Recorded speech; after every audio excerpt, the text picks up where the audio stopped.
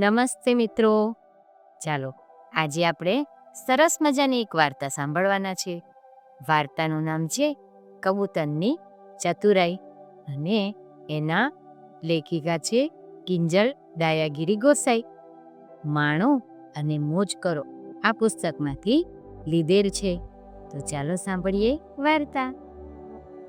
એક મોટું જંગલ હતું. એ જંગલમાં ઘણા બધા ઝાડ હતા અને એ જંગલની વચ્ચોવચ એક ખડખડ ખડખડ ખડખડ ખડ નદી વહેતી હતી અને એ નદીમાં એક કાચબાબાઈ રહેતા હતા. આખો દિવસ કાચબાબાઈ તો પાણીમાં આમ તેમ તરે, વળી પાછા બહાર આવે, વળી પાછા પાણીમાં જાય. અને એ જ નદી પાસે એક ઝાડ હતું. એ ઝાડ ઉપર એક કબૂતરભાઈ રહેતા હતા. કબૂતરભાઈ પણ ઝાડ ઉપર આવીને બેસે અને ગુગુ ગુ ગુગુ ગુ ગુગુ ગુ આ કરે. એમ કબૂતરભાઈ અને આ કાચબાભાઈની પાક્કી મિત્રતા થઈ ગઈ હતી. રોજ જે બંને મિત્રો મળે, અલા મલકની વાતો કરે અને દિવસ પસાર કરે. એક દિવસની વાત છે. એક દિવસે તો બંને મિત્રો વાતો કરી રહ્યા હતા. ત્યારે તો અચાનક અવાજ સંભળાયો.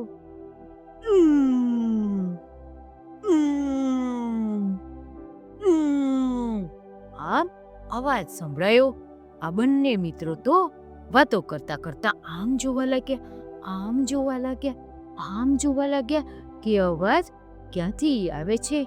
આમ જોવા લાગ્યા પણ ખાલી અવાજ જ સંભળાયો. પછી પાછો એમને તો કાચબાભાઈએ તો આમ ફરી જોયું પણ કબૂતરભાઈ તો ઝાડ ઉપર ચડી અને જોવા લાગ્યા. ત્યાં તો એમને દૂરથી જોયું કે જંગલનો રાજા સિંહ આવે છે. હવે બંને મિત્રો તો એનું જાન બચાવવા માટે તો આમ તેમ સંતાડવા માંડ્યા. પણ જાય તો ક્યાં જાય? કબૂતરભાઈ તો ફટ કરતા ઉડી અને ઊંચા ઝાડ ઉપર જઈને બેસી ગયા. પણ કાચબાભાઈ તો શું કરે? એ તો ધીમે ધીમે ચાલતા નદી સુધી પહોંચવાનો પ્રયત્ન કરતા હતા. પણ જ્યાં સુધી પેલા કાચબાભાઈ તો નદી સુધી પહોંચે એ પહેલા જંગલનો રાજા સિંહ આવી ગયો અને એમને તો તરત જ પંજો આમ મારી દીધો. અને પંજો જેવો માર્યો ને એવો કાચબાભાઈની જે કઠણ ઢાલ આવે ને એના ઉપર એક પંજો માર્યો, બીજો પંજો માર્યો, ત્રીજો પંજો માર્યો. આમ ગર્જના કરતા જાય અને પંજો મારતા જાય. આમ ગર્જના કરતા કરતા પંજો મારતા હતા.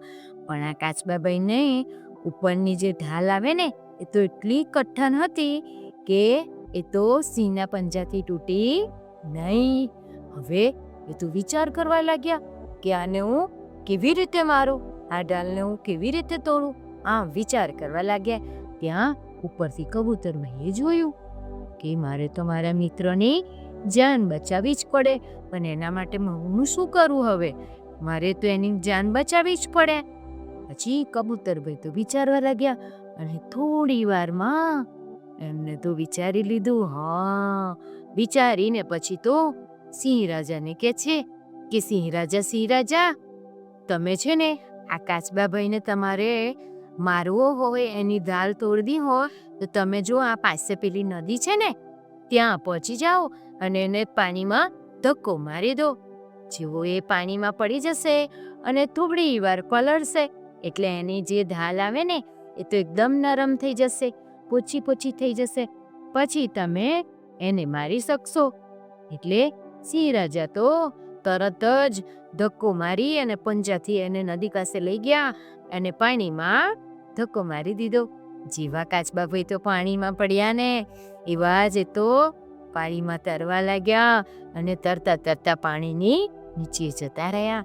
અને કબૂતરભાઈને તો એવું હતું કે મેં મારા મિત્રની જાન બચાવી લીધી અને એ પણ ફર કરતા એક ઝાડ ઉપરથી બીજા ઝાડ ઉપર જતા રહ્યા.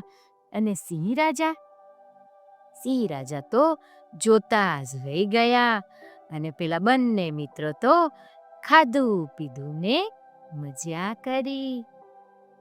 દોસ્તો, મજા આવીને વાર્તામાં. આવજો.